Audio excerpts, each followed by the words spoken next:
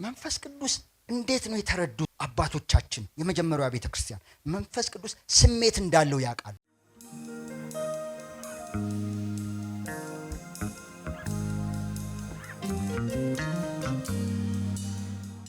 ሐዋርያት የእግዚአብሔርን ቃል እንዴት እንደሚረዱ እንደው ትንሽ ነገር ልንገራችሁ፣ የመጽሐፍ ወዳጆች ስለሆናችሁ ማለት ነው። ሐዋርያት ሥራ ምዕራፍ 1 እና ምዕራፍ 4 ላይ ብቻ ያለውን ላንብብ፣ ጊዜ አልወስድም እሱ ላይ። ምዕራፍ 1 ላይ ይሄ ምንድነው ሐሳቡ? ለመምረጥ ማለት ነው። በይሁዳ ምትክ ለመምረጥ ብድግ አለና ጴጥሮስ እንደዚህ ያለ ቁጥር 16 ላይ ወንድሞች ሆይ ኢየሱስን ለያዙት መሪ ስለሆናቸው ስለ ይሁዳ መንፈስ ቅዱስ አስቀድሞ በዳዊት አፍ የተናገረው የመጽሐፍ ቃል ይፈጸም ዘንድ ይገባ ነበር። አይገርምም? ማን ነው የተናገረው? ግን ስለምንድን ነው የተናገረው? ስለ ይሁዳ መንፈስ ቅዱስ አስቀድሞ በዳዊት አፍ። አይገርምም? የዚህ መጽሐፍ ደራሲ ማን ነው? ደራሲው ማን ነው? እና ጴጥሮስ እንዴት መንፈስ ቅዱስ እንደሚረዳያችሁ የሚጠቅሰው ከመዝሙረ ዳዊት ነው። ግን መዝሙረ ዳዊት ላይ ብቻ አይደለም የሚለው፣ መንፈስ ቅዱስ ነው አለ። በዳዊት አፍ ተናግሮ። ማን ነው የተናገረው? መንፈስ ቅዱስ ነው የተናገረው። እዚህ ወዳጃችን ውስጥ የምናገኘውን እያንዳንዱን ነገር የተናገረው ማን ነው? መንፈስ ቅዱስ። ይደገም ይሄ ነገር። ምዕራፍ 4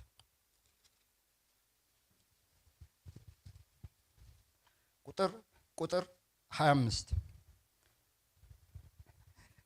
አሁንም ሊጸልዩ ነው ተዘጋጅተዋል። ጸሎት ላይ ናቸው። ጸሎት ቤት ሆነው ነው። እና ቁጥር 25 ላይ እንደዚህ ይላሉ፣ በመንፈስ ቅዱስም በብላቴና በአባታችን በዳዊት አፍ አሕዛብ ለምን አጉረመረሙ። አሁን አሕዛብ ለምን አጉረመረሙ የሚል ጥቅስ እያነበቡ መንፈስ ቅዱስን ነው የሚያዩት እነዚህ ሰዎች። ይሄንን የተናገረው በዳዊት አፍ በኩል መንፈስ ቅዱስ ነው የሚሉት። ለደራሲው ለመንፈስ ቅዱስ ክብር እንሰጠዋለን፣ ክብር እንሰጠዋለን። እና የእግዚአብሔርን ቃል ስናጠና እኔ የምመክረው ደራሲውን መጠየቅ ጥሩ። አሁን አንድ መጽሐፍ ስታነቡ ስለዛ መጽሐፍ ግልጽ ያልሆነላችሁ እንኳን ነገር ቢኖር ወይም ተጨማሪ ማብራሪያ ብትፈልጉ በጣም ጥሩ የተሻለ አማራጭ ደራሲውን መጠየቅ ነው። ይሄን በተመለከተ የእግዚአብሔርን ቃል በተመለከተ ደራሲው ማን ይባላል? መንፈስ ቅዱስ ይባላል። መንፈስ ቅዱስ ደግሞ ያብራራል፣ ያስረዳል።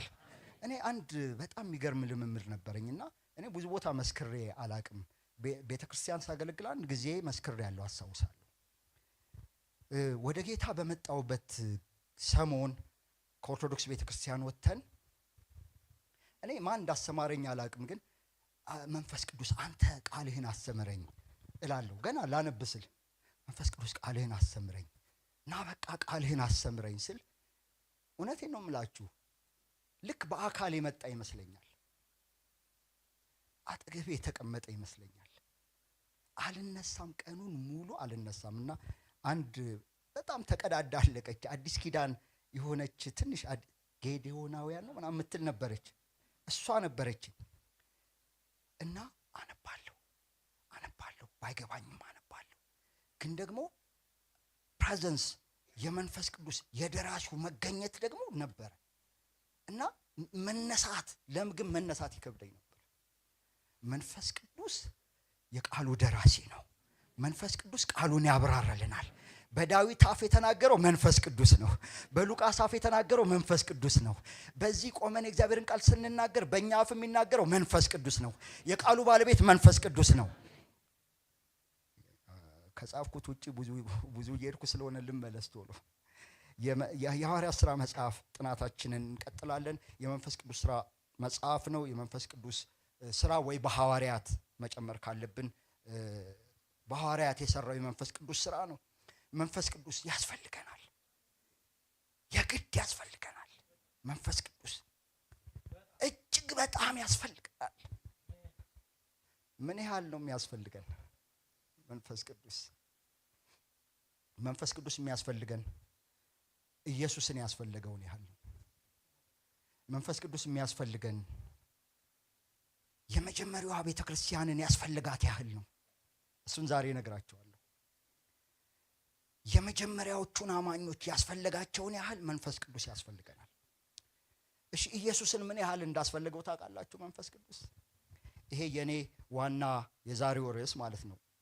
የዛሬው ርዕስ ስላልሆነ ብዙ አልሄድበትም። ግን ገና ስለ ኢየሱስ በብሉይ ኪዳን ሲነገር ስለ ኢየሱስ የተነገረው ከመንፈስ ቅዱስ ጋር ተያይዞ ነው። ኢሳይያስ ለምሳሌ እኔ ብዙ ነው በጣም ግን ኢሳይያስ ምዕራፍ 11 ላይ ስለ መሲሁ መምጣት ሲናገር ይመጣል ይልና ያርፍበታል ይላል። ምን?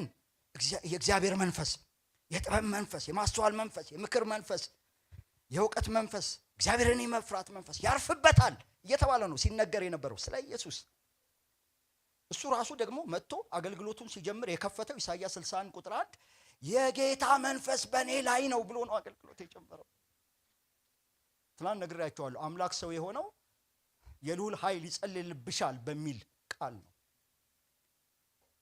ኢየሱስ በምድር ላይ ያደረገውን የትኛውንም መልካም ነገር ፈውሶ ከሆነ፣ ሰዎችን አጽናንቶ ከሆነ፣ ከአጋንንት ስራት ፈቶ ከሆነ፣ ታምራት አድርጎ ከሆነ አንድ ቀን ጴጥሮስ በዚሁ በመናጠናው የሐዋርያት ሥራ መጽሐፍ ብድግ አለና ለአሕዛብ ወንጌልን እየሰበከ ምዕራፍ 10 ላይ ሐዋርያት ሥራ ቁጥር 38 ላይ እንደዚህ አለ። እግዚአብሔር የናዝሬቱን ኢየሱስን በመንፈስ ቅዱስ ኃይል ቀባው አለ። በመንፈስ ቅዱስ ኃይል ቀባው። ማንን? የናዝሬቱን ኢየሱስን። ከዛ ምን አደረገ? እሱም መልካም እያደረገ ለዲያብሎስ የተገዙትን ሁሉ እየፈወሰ ዞረ ይልና እግዚአብሔር ከሱ ጋር ነበር ያለው መንፈስ ቅዱስን ነው። እግዚአብሔር ከሱ ጋር ነበር። ምንም ነገር ያደረገው መልካም ነገር በመንፈስ ቅዱስ ያደረገው ነው።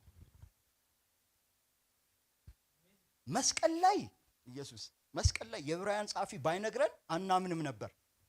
መስቀል ላይ ራሱን ሲሰጥ ለኛ ደሙን ሲያፈስ በዘላለም መንፈስ ራሱን አቀረበ አለ እኮ የዕብራውያን ጻፊ። መስቀል ላይ መንፈስ ቅዱስ ነበር፣ ከኢየሱስ ጋር ነበር። ዕብራውያን ምዕራፍ 9 ላይ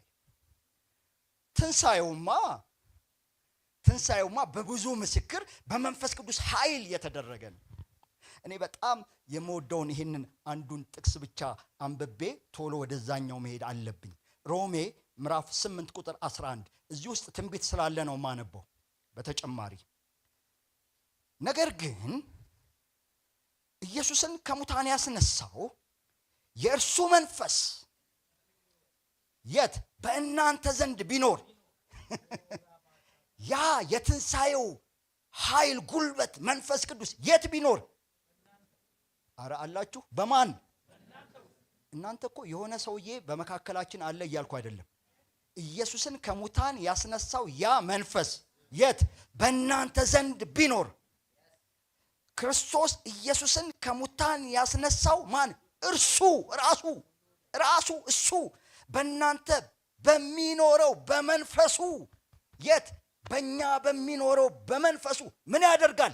ለሚሞተው ሰውነታችሁ ደግሞ ሕይወትን ይሰጣል። እኔ በጣም ብዙ ሕይወት አግኝቻለሁ በዚህ ቃል። ብዙ ነገሬ ሪቫይቭ አድርጎ ያውቃል። የሚሞት ሰውነቴ ሪቫይቭ አድርጎ ይሄን ቃል እያነበብኩ ሪቫይቭ አድርጎ ያውቃል። ይሄ የትንሣኤ መንፈስ በመካከላችን አለ፣ በውስጣችን አለ። ለሚሞተው ሰውነታችን ሕይወትን ይሰጠናል። አንዳንድ በሽታዎችን ነቅሎ ይጥልልናል። በእውነት እኔ ሪቫይቭ ሲያደርግ ውስጤ ብዙ ጊዜ ይህን ቃል ሳነብ እና መንፈስ ቅዱስን ከኢየሱስ ለይታችሁ ማየት አትችሉም። ይሄን ያለ ያስፈልገው ነበር። ሲሄድ መጨረሻ ኢየሱስ ሲሄድ አደራ ያለው መንፈስ ቅዱስን ነው። በቅጽ 1 በሉቃስ ወንጌል በሐዋርያት ሥራ ቅጽ 1 ላይ መጨረሻ ላይ ምዕራፍ 24 ቁጥር 49 ላይ እነሆ አባቴ የሰጠውን ተስፋ እኔ እልክላችኋለሁ፣ እናንተ ግን ከላይ ኃይል እስክትለብሱ ድረስ በኢየሩሳሌም ከተማ ቆዩ ነው ያለው።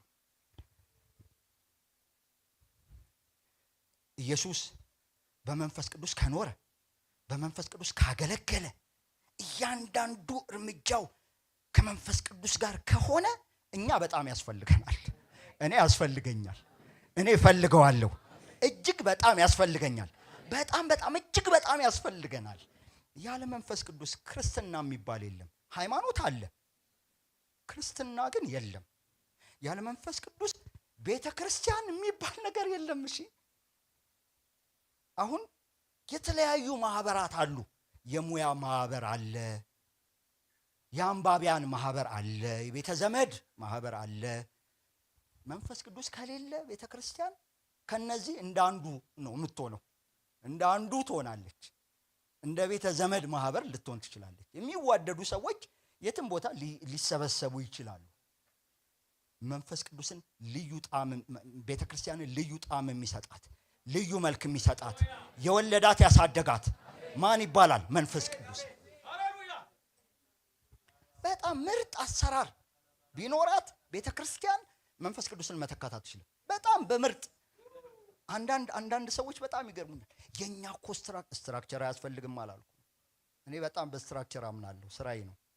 ግን የኛ እኮ ስትራክቸራችን እኮ አወቃቀራችን መንፈስ ቅዱስን ሊተካው አይችልም።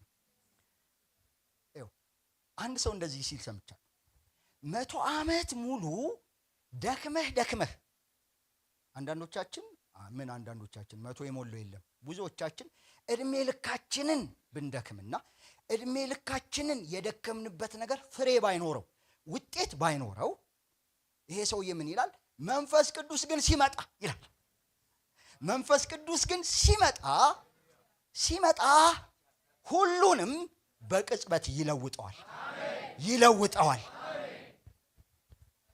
አልለወጥ ያለ አልገፋ ያለ ነገር ምንድነው? ጴጥሮስ ምስክር ነው። ጴጥሮስ የሰው ጆሮ የቆረጠ ሰውዬ ነው። በነገራችን ላይ የሰው ጆሮ ቆርጦ እንደው ኢየሱስ ቀጥሎ አትርፎት ነው እንጂ በወንጀል የሚፈለግ ሰውዬ ነው። ደግሞ ቀላል ሰው እንዳይመስላችሁ። ቤተ መንግስት አካባቢ ያለ ሰው ጆሮ ነው የቆረጠ እና ደግሞ ሰው እያሰባበረ ባክስላይድ የሚያስደርግ ኑ አሳ እናጥምድ ይላል። ዝም ብሎ ብድግ ብሎ ኑ አሳ እናጥምድ ብሎ ባክስላይድ የሚያስደርግ ጴጥሮስ 3 ጊዜ ይሄን ሰውዬ አላቀውም። ሰውዬ ሰማው አላቀውም። 3 ዓመት አብረህ ኖረህ ይሄን ሰውዬ እያለ መንፈስ ቅዱስ መጣ። የካደውን ራሱን ኢየሱስን ሰብኮ ራሱን ካጁ የተካደውን ሰብኮ ኢየሱስን ሰብኮ መቼም 3 ቁጥር ይወደዋል። የሶስቱን መካድ በሺህ አባስቶለት 3000 ሰው በአንድ ስብከት 3000 ሰው ገቢ አድርጓል ወደ እግዚአብሔር መንግስት። መንፈስ ቅዱስ ስለመጣ ነው። ሌላ ምንም አዲስ ያው ራሱ ጴጥሮስ ድሮ የምታውቁት ጴጥሮስ ነው። አላቀውም የሚለው ጴጥሮስ ነው። እናንተ የሰቀላችሁት ያለው ጴጥሮስ ራሱ ጴጥሮስ ነው። ጴጥሮስን በቅጽበት ሌላ ሰው ያደረገው ማን ነው? መንፈስ ቅዱስ የግድ ያስፈልገናል። እስቲ የግድ ታስፈልገኛለህ፣ ያለ አንተ መኖር አልችልም። አሁን ዛሬ ትንሽ የምነግራችሁ በጣም ብዙ ሐሳብ እንደሆነ አውቃለሁ። ግን የመጀመሪያዋ ቤተክርስቲያን አሁን ኢየሱስን ያስፈልገውን ያህል ያስፈልገናል እንዳልነው ሁሉ የመጀመሪያዋ ቤተክርስቲያን ያስፈልጋትን ያህል ያስፈልገናል መንፈስ ቅዱስ እና ወደዛ መመለስ አለብን። እንደ ክርስቲያንም እንደ ቤተክርስቲያንም ራሳችንን እየፈተሽን ለመጀመሪያዋ ቤተክርስቲያን መንፈስ ቅዱስ ማን ነው ብለን መጠየቅ አለብን።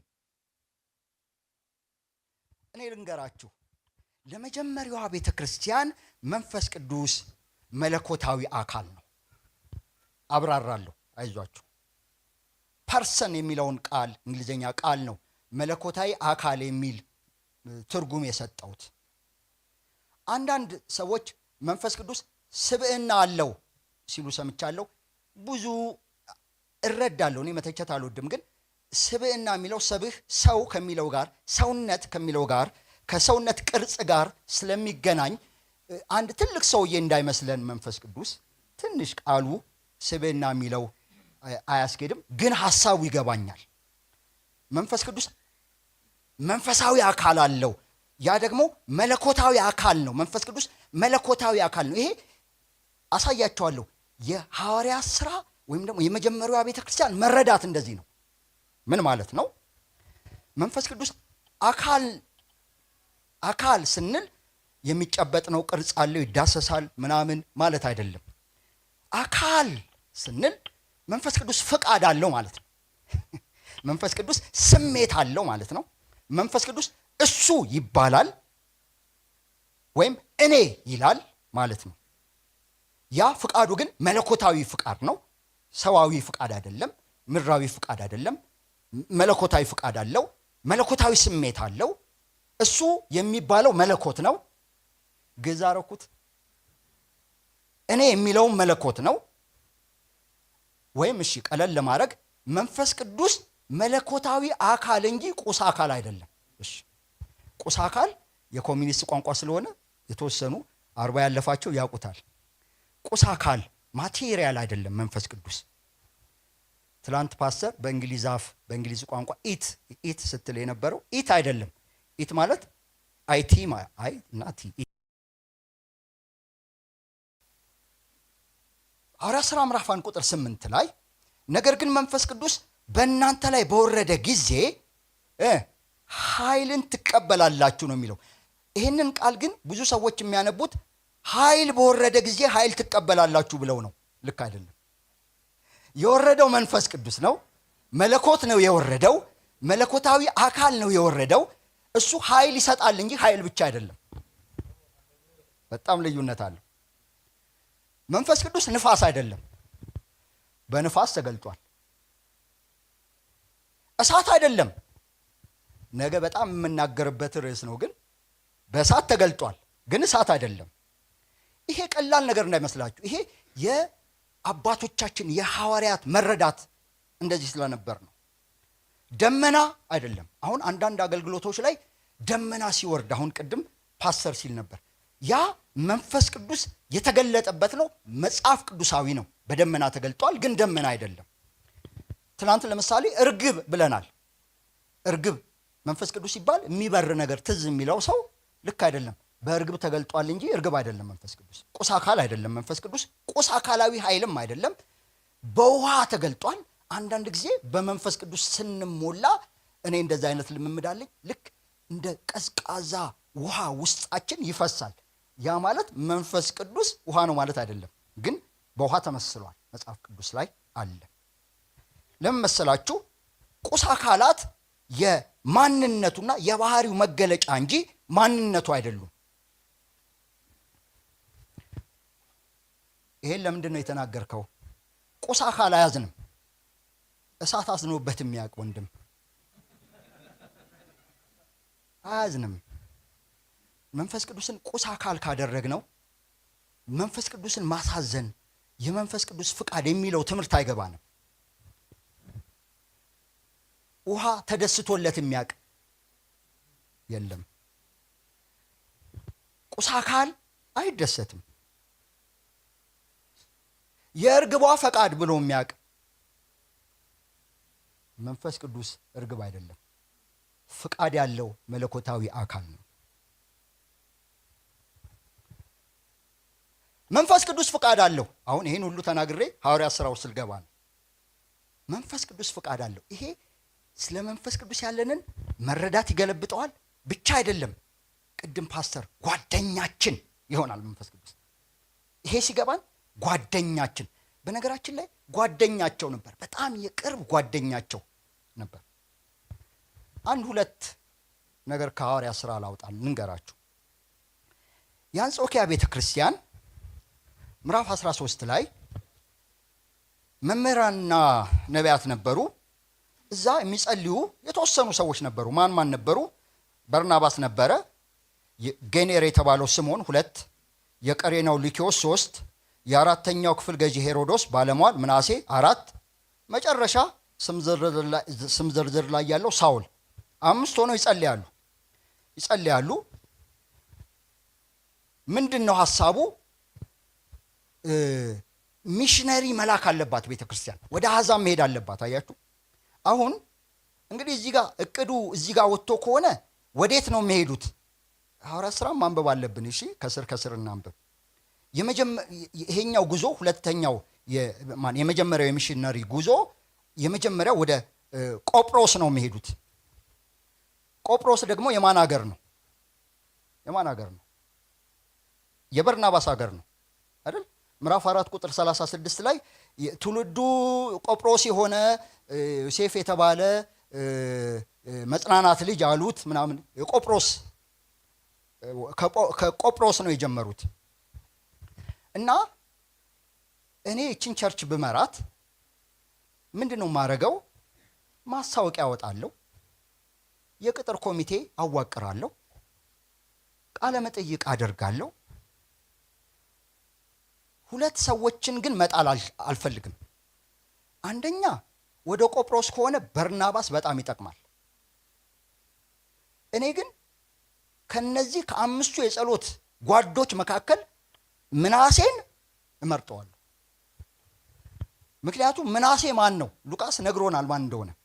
የአራተኛው ክፍል ገዢ የሄሮዶስ ባለሟል ስለሆነ ምናሴ ለዚህ የሚሽን ስራ መመረጥ አለበት። ለምን መሰላችሁ? ኮኔክሽን አለው፣ ያስከፍታል። ወንድሜ በአንድ ስልክ ነው የሚያስከፍተው። ይደውልና ለሄሮዶስ እዚህ ቦታ ችግር ተፈጥሯል ሲል ወታደር ይላካል። ምናሴ በጣም በጣም ጠቃሚ ሰው ነው። መንፈስ ቅዱስ ይመጣላችሁና በርናባስ ሲል ሃሌሉያ ትላላችሁ። ሳኦል ሲል ቅስማችሁ ነው የሚሰበረው። ይሄ ሰውዬ ከአሳዳጅነት ከመጣ ራሱ ብዙ አልሰነበትም፣ አለየለትም ገና። ግን መንፈስ ቅዱስ ፍቃድ አለው። አያችሁ። ስለዚህ አሜን አለች አንጾኪያ ቤተክርስቲያን። ጌታ ይባርካት። ለምንድን ነው? መንፈስ ቅዱስ ፍቃድ አለው። እነሱ ፍቃድ እንዳላቸው መንፈስ ቅዱስ ፍቃድ አለው። አሁን አያችሁ፣ አንድ ሰው የጂፒኤስ ዘመን ነው ይላል። የሆነ ነገር ሲጠፋባችሁ ጂፒኤስ የሚባል አለ። ተች ስክሪን ታውጡና ታረጉና ጂፒኤስ አትጠቀሙ አላልኩም። መንገድ ሲጠፋባችሁ ተጠቀሙ። ግን መንፈሳዊ ጂፒኤስ ያስፈልገናል። ያ መንፈሳዊ ጂፒኤስ መሪ ፍቃድ ያለው ወዳጃችን አባቶቻችንን የመራቸው ማን ይባላል? መንፈስ ቅዱስ ይባላል። ይሄ የገባት ቸርች ነበረች፣ አባቶቻችን ቸርች፣ የመጀመሪያዋ ቸርች። እሺ ሌላ ልጨምርላችሁ። በጣም ብዙ ስለሆነ የቱን እንደምትው እየጨነቀኝ ነበረ። ቅድም ረጅም ሰዓት ወስጃለሁ በእውነት። ሐዋርያት ሥራ ምዕራፍ 16 ላይ አሁን ተመረጡ፣ የመጀመሪያውን ሚሽነሪ ጉዞ አደረጉ፣ ወደ አንጾኪያ ሄዱ። ከዛ ደግሞ ለስብሰባ ተመልሰው ሐዋርያት ሥራ ምዕራፍ 15 ላይ በኢየሩሳሌም ካውንስል ስብሰባ ላይ ተገኙ እነ ጳውሎስ። ስብሰባው ካለቀ በኋላ የስብሰባውን ውሳኔ ለማስተላለፍና አንዳንድ ሰዎች እንደሚሉት 5 ዓመት ቆይተዋል በመሃል መጀመሪያ የተከሏቸውን ቤተክርስቲያኖች ለመጎብኘት፣ በተጨማሪ ደግሞ የስብሰባውን ውሳኔ እነዛን ሶስቱን ውሳኔዎች ለማስረዳት ሁለተኛውን የሚሽነሪ ጉዞ አደረጉና ያንን ሚሽነሪ ጉዞ ያው ከበርናባስ ጋር ማድረግ አልቻሉ። ያው ሰዎች ሲጣሉ የሚጠቅሱት ጥቅስ ነው። እነሱ በስልጣን አይደለም የተጣሉት በነገራችን ላይ። እና ብቻ ሲላስን ይዞ ሄደ ጳውሎስ። እና ሲሄድ መጀመሪያ ወደ ደርቤን ሄደ። ደርቤን በጣም ውጤታማ የሚሽን ስራ የሰሩባት ቦታ ናት። ምዕራፍ 14 ላይ የመጀመሪያው የሚሽነሪ ጉዞ ላይ ብዙዎች ደቀ መዝሙር ሆኑ የተባለው በዚች በደርቤን ከተማ ነው። ከዛ ደግሞ ወደ ልስጥራም ሄዱ። ልስጥራም በመጀመሪያው ሚሽን ጉዞ ሄደው ነበረ።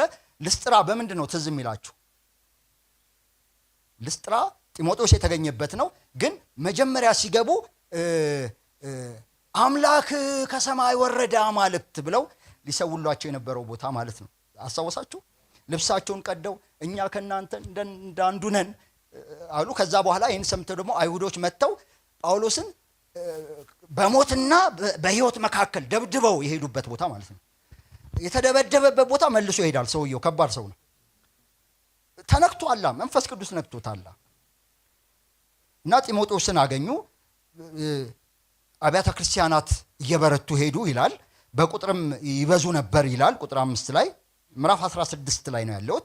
አሁን ቁጥር 6 በጣም የሚገርም ነው። አሁን ቀጥለው ማሰብ ጀመሩ እነ ጳውሎስ። ጢሞቴዎስም ገና ልጅ ነው፣ እዛ አለ። ሲላስ አለ። የት እንሂድ ሲሉ የታያቸው እስያ ነው። እስያ እንሂድ ሲሉ መንፈስ ቅዱስ ይመጣና በእስያ ቃሉን እንዳይናገሩ ከለከላቸው። እንዴ ኃጢአት አይደለም የከለከላቸው፣ ቃሉን እንዳይናገሩ በጣም ከባድ ነው። ከለከላቸው። እስያ ማለት እነ ኤፌሶን ማለት ነው። አሁን ይሄ ምን ማለት ነው? የጊዜ ጉዳይ ነው። ምዕራፍ 19 ይደርሳሉ እኮ እስያ ይሄዳሉ እኮ አይሄዱም እኮ አይደለም። ኤፌሶን ይሄዳሉ፣ ግን አሁን ጊዜው አይደለም። ለምንድን ነው ጊዜው ያልሆነው? አናቅም። መንፈስ ቅዱስ ግን ፍቃድ አለው። ቁስ አካል አይደለም። እንደፈለግን አንጠመዘዘው መንፈስ ቅዱስን እና እሺ አሉና ከዛ ቆይ የት እንሂድ? ቢታንያ በዚህ በኩል አድርገን በሚሲኒያ በኩል አድርገን ከዛ ቢታንያ እንሂድ። ምክንያቱም በይሁዳም በሰማርያም በኩል እንዲሄዱ ኢየሱስ ነግሯቸዋል። ጥቅስ ሁሉ አላቸው። እስከ ምድር ዳር ተብዬ ተልኬ ከዛ ወደ ቢታንያ እንሂድ ሲሉ እየመጣ አሁንም ቁጥር 7 ላይ መንፈስ ቅዱስ አልፈቀደላቸውም። ፍቃድ አለው ማለት ነው። አልፈቀደላቸው ማለት ፍቃድ አለው ማለት ነው። እሺ የኔ ጌታ አሉና በቃ አሁንስ ተኝተን እንጠብቅ ብሎ ነው መሰለኝ ጳውሎስ በተኛበት ህልም ራእይ መቄዶንያ የሆነ ሰው ቆሞ ድረስልን ሲል፣ አንዳንድ ሰዎች የእስር ቤቱ ጠባቂ ነው ይላሉ። እና የሚገርማችሁ እዛ የተወለዱ ከባድ ቸርቾች ናቸው የመንፈስ ቅዱስን ፍቃድ በመጠበቅ። እነ ፊልጵስዩስ የተወለዱት በዛ ነው።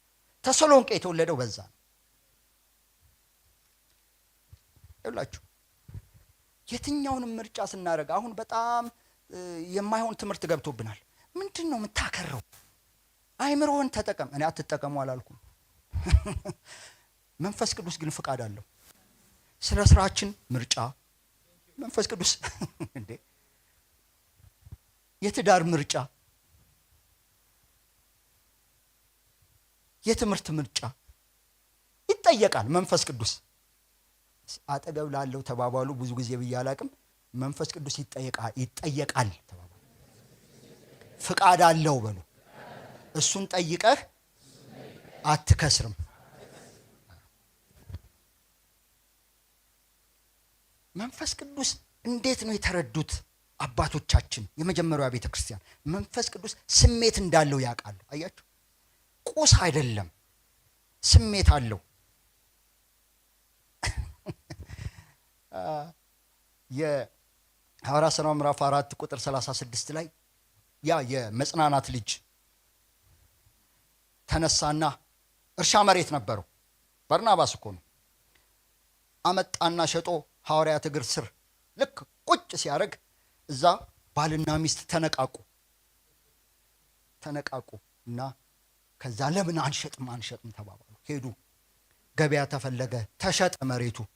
ሲያስቡት ቸርቹ አዲስ ቸርች ናት። ብትከስርስ እንዴ!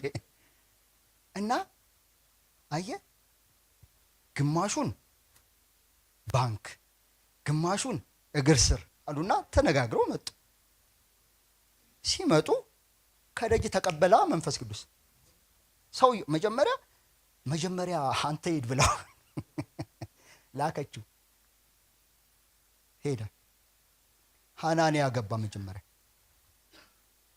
መንፈስ ቅዱስን ታታልልና አይ ዴት ከባድ ነገር ከመሬቱ ሽያጭ ታስቀር ዘንድ ሰይጣን በልብህ ስለ መንፈስ ቅዱስ እንዴት እንደሚከበር አያችሁ። የት አለ መንፈስ ቅዱስ? መንፈስ ቅዱስ ብር ቸግሮት መሰላችሁ? አይደለም፣ ብር ቸግሮት አይደለም። መንፈስ ቅዱስ ሞቲቭ አያችሁ። መንፈስ ቅዱስ እኮ ስሜት አለው፣ ማዘን የለበትም። ለዛ እኮ ነው ይሄ የስሜት ቃል ነው። ማታለል፣ ማዘን የስሜት ቃል ናቸው። ሳትሸጠው የራስ ነበር። ልክ ሙሉን። ይሄ ማለት ጴጥሮስ ገበያ ጥናት አስደርጎ አይደለም። ሲገቡ እያንዳንዳቸው ስንት ሸጥክ መረጃ ሰብስቦ አይደለም። መንፈስ ቅዱስ ያውቃል። እዛ ገበያ ስትዋዋል ይሄንን በ1000 ዲናር እሸጣለሁ ስትቆጥር 1000 ዲናር አለ መንፈስ ቅዱስ ጴጥሮስ ጋር አለ፣ ሰውየው ጋር አለ። አያችሁ? የጌታን መንፈስ ትፈታተኑ ዘንድ ያለው እግዚአብሔርን እንጂ ሰውን አልዋሸህም አለ አይደል? ቁጥር 4 ላይ እግዚአብሔርን። ለምን? ለጴጥሮስ መንፈስ ቅዱስ ማለት እግዚአብሔር ነው። አያችሁ? መለኮት አካል ነው። እስጢፋኖስ ሲሰብክ ይሄ በደንብ ገብቶታል። አይሁድ ያልገባቸው ነገር ምንድን ነው? መንፈስ ቅዱስ ስሜት ያለው አምላክ መሆኑ አልገባቸውም። እና ሲሰብክ ሐዋርያት ሥራ ምዕራፍ 7 ቁጥር 51 ላይ እናንተ አንገተ ደንዳኖችና ልባችሁና ጆሮአችሁ ያልተገረዘ እናንተ ሁሉ ጊዜ መንፈስ ቅዱስን ትቃወማላችሁ፣ አባቶቻችሁ እንደተቃወሙት እናንተ ደግሞ ትቃወማላችሁ። መንፈስ ቅዱስን ማታለል፣ መቃወም ይሄ ከስሜት ጋር የተገናኘ ነው። ባልና ሚስት ያልገባቸው ነገር ይሄ ነው። ይሄን ሁሉ የተናገርኩት አንዳንድ ሰዎች መንፈስ ቅዱስ ሲባል መጀመሪያ የሚያስቡት ጩኸት፣ ሰው ሲወድቅ፣ ለየት ያሉ ድርጊቶች፣ ወጣ ያሉ እንቅስቃሴዎች አሉ። መታለን እንዳትሉ አሉ። መንፈስ ቅዱስ ሲመጣ ሊሆን ይችላል። እኔ አርጎኝ የሚያውቀውን ስለማቅ የለም አልልም፣ አለ። እነዚህ ሁሉ መንፈስ ቅዱስ ሲገኝ የሚከሰቱ ናቸው እንጂ ራሳቸው ግን መንፈስ ቅዱስ አይደሉም። እያችሁ የዚህ ዘመን ቤተክርስቲያንና ያቺ ቤተክርስቲያን መካከል ላይ ያለው ትልቁ ገደል ልዩነት ይሄ ነው። ዛሬ ይሄን ገደል ነው የምናፈርሰው። አያችሁ ምንድን ነው? ዊሊያም ሲመር ታውቁት ከሆነ ታውቁታላችሁ። ዊሊያም ሲመር ማለት በጣም የምወደው ሰው ነው። አካል ሁሉ ይበቅል ነበር ታውቃለህ። በአሶዛ ስትሬት በ1906 በአሜሪካ ሀገር በነበረው አንዱ የሪቫይቫል መሪ ነበረ እና አንድ ጊዜ ሲመሰክር ምን አለ? አንዲት ዘናጭ ልጅ እንደዚህ መነጽር ያደረገች ልጅ መጣች አለ። ቢሮ መጣችና ደግሞ በመነጽሯ እንደዚህ ነው የምታየኛል እንደዚህ ብላ በመንፈስ ቅዱስ አምናለሁ አለች። እሺ ነገር ግን ይሄ ጩኸትና ጫጫታችሁን አልወደውም አለች። ልክ ነሽ እህቴ፣ እኔም አይመቸኝም አልኳት። እስቲ እዛ ጸሎት ቤት ግቢና ስለ መንፈስ ቅዱስ ኃይል ጸልይ አልኳትና ጸሎት ክፍል ሰጥቻት ወደ ቢሮ ተመልሼ እየሰራው እያለ ከተወሰነ ሰዓት በኋላ የጥይት ድምጽ ይላል እሱ የጥይት ድምጽ የሚመስል ጩኸት ሰማዋልና በጣም የምር ደንግጬ ወጣሁ። ስወጣ ልጅቷ ጸሎት ቤቱን በርገንጥላ ግቢ ውስጥ እየጮኸች በልሳን እየጸለየች በእንግሊዘኛም እየዘመረች አልያዝ ብላ ማለት ነው። ከዛ ትንሽ ስትረጋጋ ሲሞር እንደዚህ ይላል። ቀረብ አልኩና የኔ እህት አልኳት አለ የምታደርጊው ነገር አይመቸኝም አልኳት።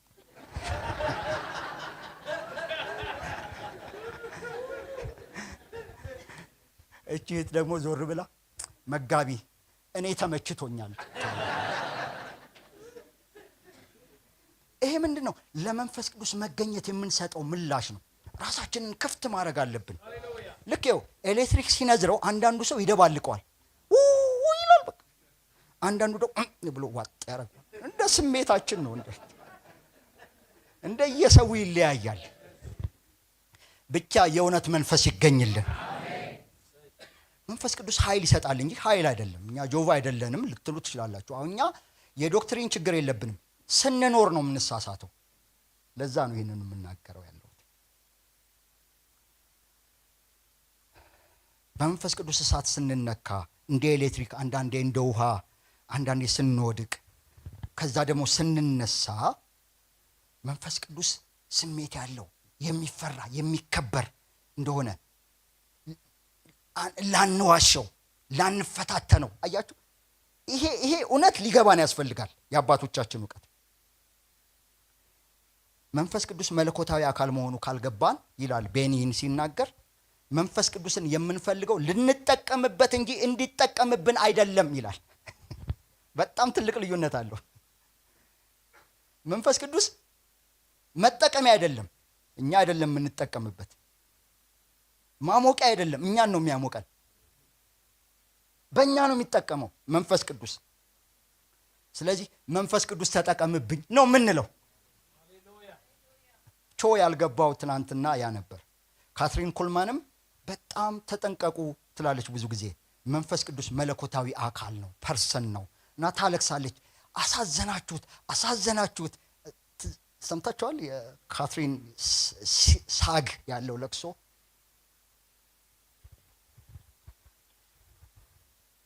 መንፈስ ቅዱስ እግዚአብሔር ነው። መንፈስ ቅዱስ እግዚአብሔር ነው። መንፈስ ቅዱስ እግዚአብሔር ነው። መንፈስ ቅዱስ እግዚአብሔር ነው። ይሄንን በሉ። ይሄ ዶክትሪንም ነው ደግሞ ህይወትም ነው። መንፈስ ቅዱስ በሉ እግዚአብሔር ነው። ይሄ ነው በቃ ሐዋርያቱ የገባቸው ነገር ይሄ ነው የገባቸው ነገር። እሺ አንድ ጥቅስ ልጥቀስ። ጥቅስ ትወዳላችሁ ከሐዋርያት ሥራ። ሐዋርያት ሥራ ምዕራፍ 28 ቁጥር 25።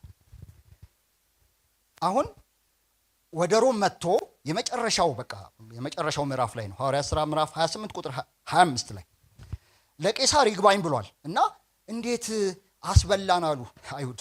ለቄሳር አስጠቆረን አሉና ቅር ሲላቸው አንዳንድ ነገር ነገራቸው።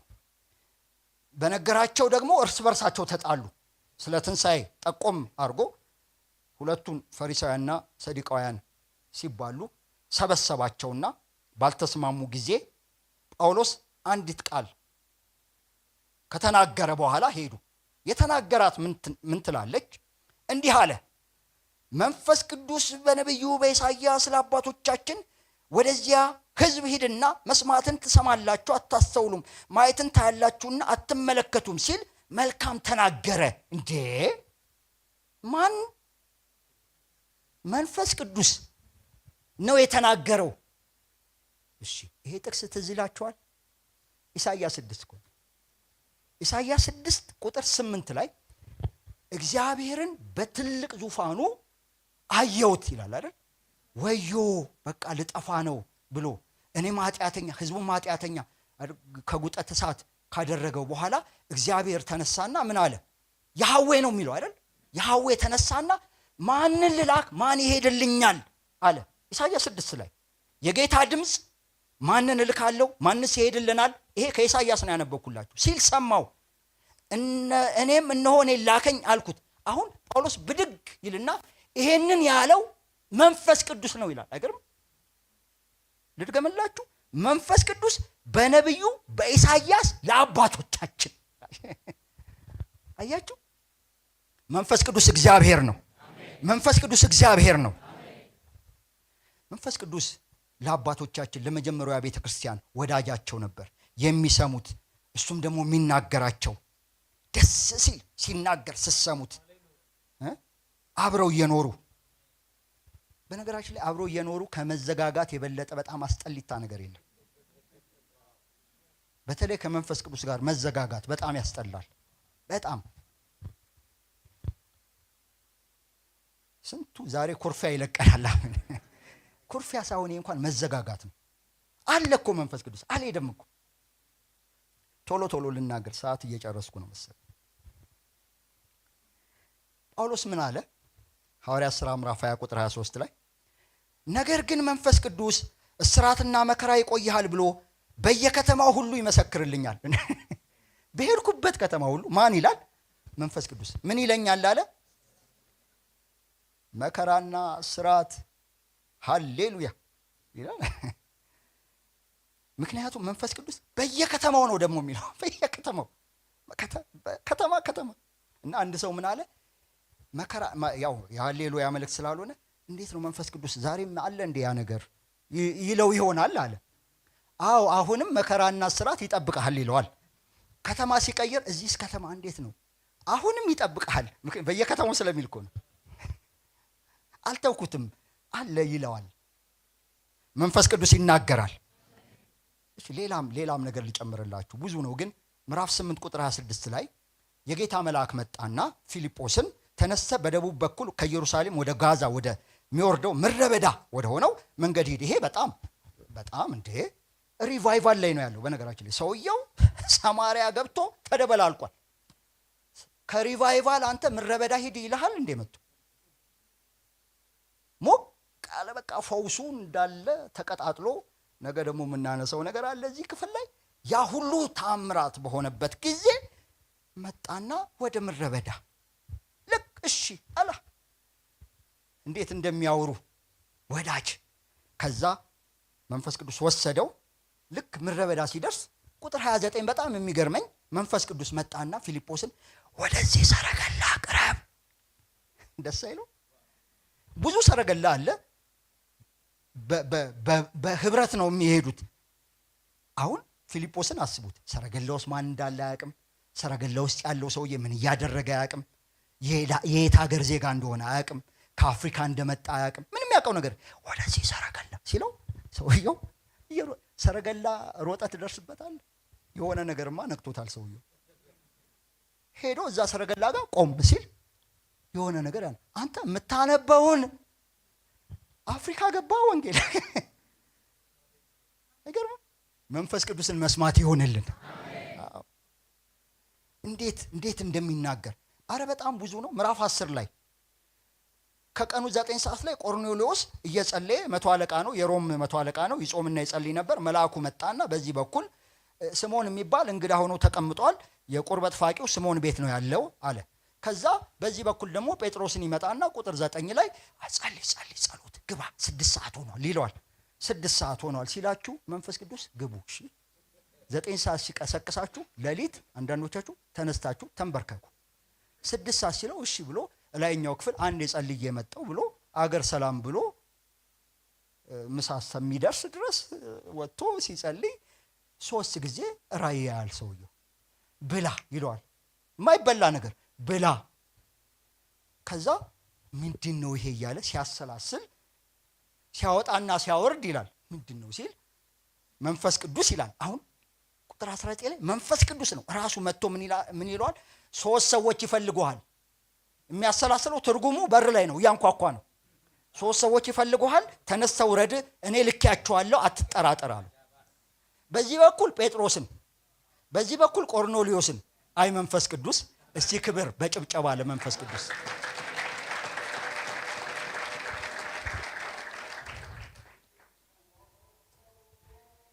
ይሁላችሁ መንፈስ ቅዱስ ለመጀመሪያዋ ቤተክርስቲያን የቤተክርስቲያኒቷ ዋና መጋቢ፣ አገልጋዮችን ሁሉ የሚመርጥላቸው እሱ ነበር፣ የሚሾምላቸው እሱ ነበር። አሁን የኤፌሶን ቸርች ሄዶ ቅድም አትሂድ የተባለበት በኋላ ሄዷል። ምዕራፍ 20 ላይ በገዛ ደሙ የዋጃትን የእግዚአብሔርን ቤተክርስቲያን ትጠብቁ ዘንድ መንፈስ ቅዱስ እናንተን ጳጳሳት አድርጎ ለሾመባት ማን እንዴ? መንፈስ ቅዱስ ነው የሾመው። ለመንጋውና ለራሳችሁ ተጠንቀቁ ሁላችሁ። ሐዋርያት ምዕራፍ 1 ላይ ተልእኮ ተቀብለዋል። ምዕራፍ 2 ላይ ደግሞ መንፈስ ቅዱስ ኃይል ተቀብለዋል። ምዕራፍ 3 ላይ ተአምር ሲያደርጉ ነበር። ምዕራፍ 4 ላይ እንዲሁ በጣም ብዙ ድንቅና ምልክቶች በእጃቸው ሆኗል። በአይሁድ ሸንጎ ፊት ቀርበው ተገርፈዋል፣ መከራ ተቀብለዋል። መከራ በመቀበላቸው ወንጌል ማቆም አልቻሉም። ሰዎቹ እንደውም ባሰባቸው። እንደውም ስለ ስሙ ተገረፍን ብለው ደስ እያላቸው ሄዱ። የሚገርም እኮ ነው። ተገላቢጦሽ እኮ ነው የሚያደርግሽ መንፈስ ቅዱስ። በፈተና አላቆማቸውም። ከዛ ቅድም እንዳልነው ደግሞ ኃጢአት አሹልኮ ሊያቀል ማለት ነው። ቤተክርስቲያን ሊያቀል የመጣ መንፈስ ተመታ፣ በጴጥሮስ ተመታ። ፍርሃት ወደቀባቸው። ህዝቡ ሁሉ ላይ ቶን ነው ያስቀመጠው።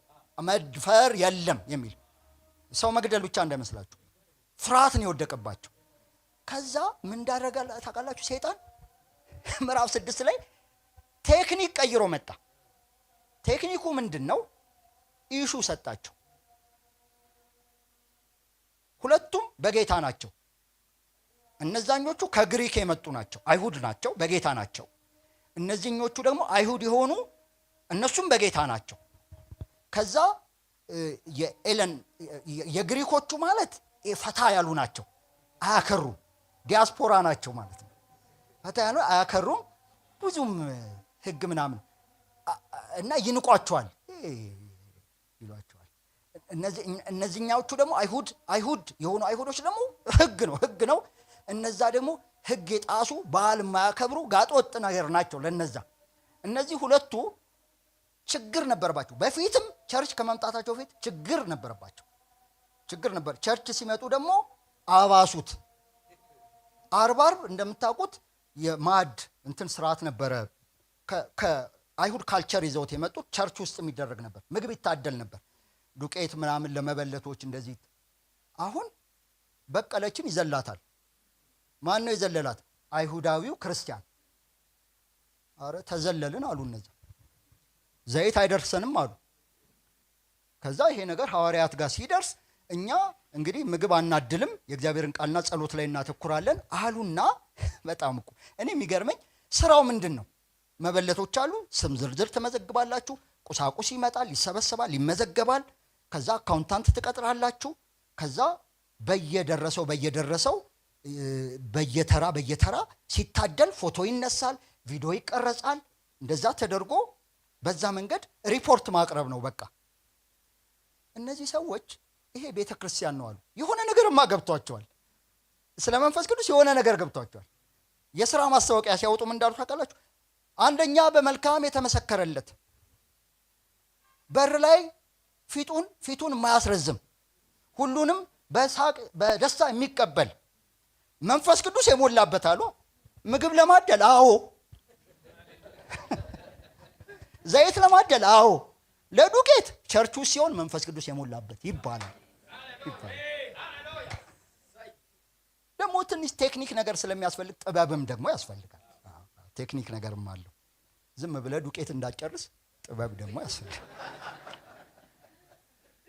እና ህዝቡን ምን አሉ? እናንተ ትመርጣላችሁ፣ እኛ እንሾማለን። አንዳንዱ ደግሞ ቸርች መጣና እኔው መርጣለሁ እኔ ሾማለሁ ይላል። እንደዛ አይሆንም አሉ እነሱ። እናንተ መርጣችሁ ታመጣላችሁ፣ እኛንን እጅ ምንጭ ነው አሉ።